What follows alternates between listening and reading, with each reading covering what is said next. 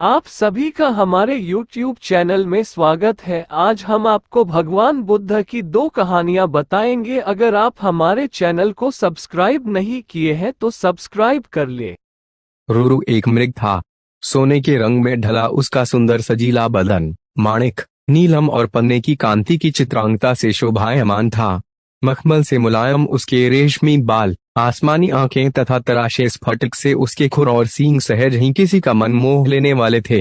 तभी तो जब भी वह वन में चौखड्डियां भरता तो उसे देखने वाला हर कोई आप भर उठता। जाहिर है कि रूरू एक साधारण मृग नहीं था। उसकी अप्रतिम सुंदरता उसकी विशेषता थी, लेकिन उससे भी बड़ी उसकी विशेषता यह थी कि वह विवेकशील था और मनुष्य की तरह बातचीत करने में भी समर्थ था। पूर्व जन्म के संस्कार से उसे ज्ञात था कि मनुष्य स्वभावतः एक लोभी प्राणी है और लोभवश वह मानवीय करुणा का भी प्रतिकार करता आया है। फिर भी सभी प्राणियों के लिए उसकी करुणा प्रबल थी और मनुष्य उसके करुणा भाव के लिए कोई अपवाद नहीं था। यही करुणा रूरू की सबसे बड़ी विशेषता थी। एक दिन रूरू जब वन में स्वच्छंद विहार कर रहा था तो उसे किसी मनुष्य की चीत्कार सुनाई दी। अनुसरण करता हुआ जब वह घटना स्थल पर पहुंचा तो उसने वहां की पहाड़ी नदी की धारा में एक आदमी को बहता पाया। रूरू की करुणा सहज ही फूट पड़ी। वह तत्काल पानी में कूद पड़ा और डूबते व्यक्ति को अपने पैरों को पकड़ने की सलाह दी। डूबता व्यक्ति अपनी घबराहट में रूरू के पैरों को न पकड़ उसके ऊपर की सवार हो गया। नाजुक रूरू उसे झटक कर अलग कर सकता था, मगर उसने ऐसा नहीं किया। अपितु अनेक कठिनाइयों के बाद भी उस व्यक्ति को अपनी पीठ पर लाद बड़े संयम और मनोबल के साथ किनारे पर ला खड़ा किया। सुरक्षित आदमी ने जब रूरू को धन्यवाद देना चाहा तो रूरू ने उससे कहा, अगर तू सच में मुझे धन्यवाद देना चाहता है तो यह बात किसी को ही नहीं बताना कि तूने एक ऐसे मृग द्वारा पुनर्जीवन पाया है जो एक विशिष्ट स्वर्ण मृग है, क्योंकि तुम्हारी दुनिया के लोग जब मेरे अस्तित्व को जानेंगे तो वे निसंदेह मेरा शिकार करना चाहेंगे। इस प्रकार उस मनुष्य को विदा कर रूरू अपने निवास स्थान को चला गया। कालांतर में उस राज्य की रानी को एक स्वप्न आया। उसने स्वप्न में रूरू साक्षात दर्शन कर लिए। रूरू की सुंदरता पर मुग्ध और हर सुंदर वस्तु को प्राप्त करने की तीव्र अभिलाषा से रूरू को अपने पास रखने की उसकी लालसा प्रबल हुई। तत्काल उसने राजा से रूरू को ढूंढ कर लाने का आग्रह किया। सत्ता में मद में चूर राजा उसकी याचना को ठुकरा नहीं सका। उसने नगर में ढिंढोरा पिटवा दिया कि जो कोई भी रानी द्वारा कल्पित मृग को ढूंढने में सहायक होगा उसे वह एक गांव तथा 10 सुंदर युवतियां पुरस्कार में देगा। राजा के ढिंढोरे की आवाज उस व्यक्ति ने भी सुनी जिसे रूरू ने बचाया था। उस व्यक्ति को रूरू का निवास स्थान मालूम था। बिना एक क्षण गंवाए वह दौड़ता हुआ राजा के दरबार में पहुंचा। फिर हाँफते हुए उसने रूरू का सारा भेद राजा के सामने उगल डाला। राजा और उसके सिपाही उस व्यक्ति के साथ तत्काल उस वन में पहुंचे और रूरू के निवास स्थल को चारों ओर से घेर लिया। उनकी खुशी का ठिकाना न रहा जब उन्होंने रूरू को रानी की बताई छवि के बिल्कुल अनुरूप पाया। राजा ने तब धनुष साधा और रूरू उसके ठीक निशाने पर था। चारों तरफ से घिरे रूरू ने तब राजा से मनुष्य की भाषा में यह कहा, राजन, तुम मुझे मार डालो, मगर उससे पहले यह बताओ कि तुम्हें मेरा ठिकाना कैसे मालूम हुआ। उत्तर में राजा ने अपने तीर को घुमाते हुए उस व्यक्ति के सामने रोक दिया जिसकी जान रूरू ने बचाई थी।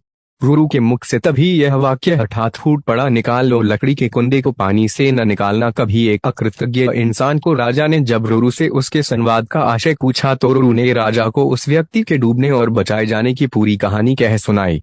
रूरू की करुणा ने राजा की करुणा को भी जगा दिया था। उस व्यक्ति की कृतघ्नता पर उसे रोष भी आया। राजा ने उसे तीर से जब उस व्यक्ति का संहार करना चाहा तो करुणावतार मृग ने उस व्यक्ति का वध न करने की प्रार्थना की।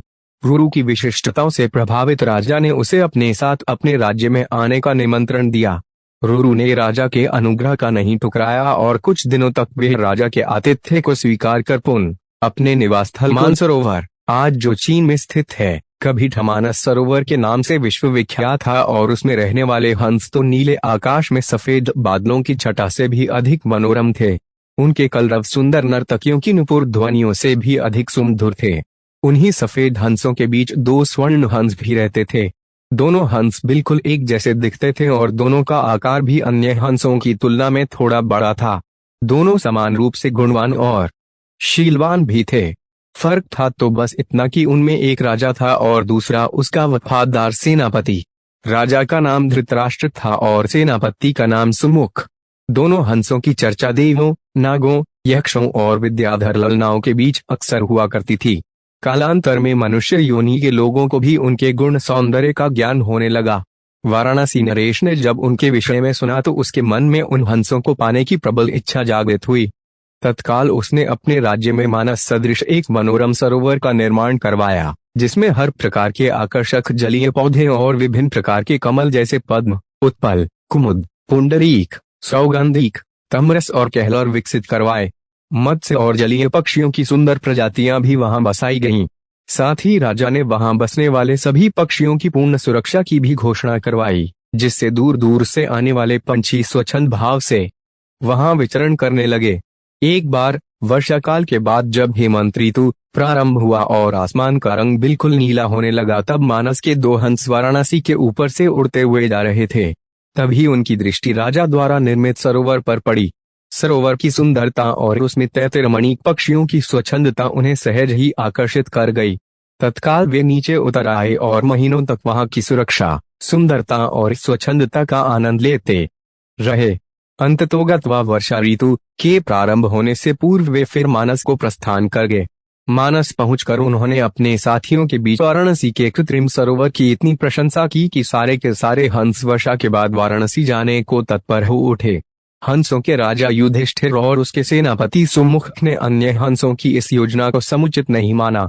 युधिष्ठिर ने उनके प्रस्ताव का अनुमोदन न करते हुए यह कहा कि पंछी और जानवरों की एक प्रवृत्ति होती है, वे अपनी संवेदनाओं को अपनी चीखों से प्रकट करते हैं, किंतु जंतु जो कहलाता है मानव बड़ी चतुराई से करता है अपनी भंगिमाओं को प्रस्तुत, जो होता है उनके भावों के ठीक विपरीत। फिर भी कुछ दिनों के बाद हंसराज को हंसों की जिद के आगे झुकना पड़ा और वे वर्षा ऋतु के बाद मानस के समस्त हंसों के साथ वाराणसी को प्रस्थान कर गया। जब मानस के हंसों का आगमन वाराणसी के सरोवर में हुआ और राजा को इसकी सूचना मिली, तो उसने अपने एक निषाद को उन 2 विशिष्ट हंसों को पकड़ने के लिए नियुक्त किया। एक दिन युधिष्ठिर जब सरोवर की तट पर स्वच्छंद भ्रमण कर रहा था, तभी उसके पैर निषाद द्वारा बिछाए गए जाल पर पड़े।